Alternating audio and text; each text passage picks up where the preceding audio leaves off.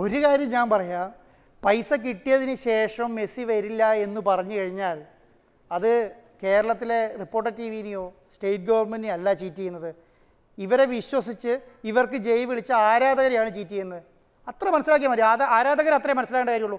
പണം കൊടുത്തിട്ട് മെസ്സി വരുന്നില്ലെങ്കിലേ പറഞ്ഞത്, പണം കൊടുത്തില്ലെങ്കിൽ ഇതൊക്കെ ശരിയാണ്. പണം അവരെ കയ്യിൽ കിട്ടി റിസീവ് ചെയ്തു നമ്മളെ അറിയിച്ചതിന് ശേഷം വരുന്നില്ലെങ്കിൽ അതിൻ്റെ ഉത്തരവാദിത്വം എന്ന് പറയുന്നത് അവരാണ്. അവരുടെ ക്രെഡിബിലിറ്റി നഷ്ടപ്പെടും. അവരുടെ ക്രെഡിബിലിറ്റി നഷ്ടപ്പെടുക എന്ന് പറയുന്നത് അത് ഏത് എൻഡ് വരെ പോകുന്ന വിധത്തിൽ നമ്മൾ നോക്കും.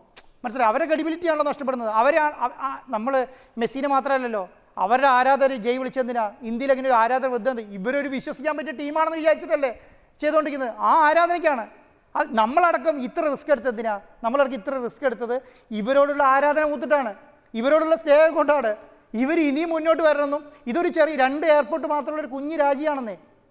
മനസ്സിലായോ? ഈ രാജ്യത്ത് നമ്മൾ പറയുന്ന പോലെ ഇന്ത്യ പോലത്തെ ഒരു മഹാരാജ്യമൊന്നുമല്ല, ചെറിയ രാജ്യമാണ്. 2 എയർപോർട്ടേ അവിടെ ആകെയുള്ളൂ. അതുപോലെയുള്ള ഒരു ചെറിയ രാജ്യമാണ്.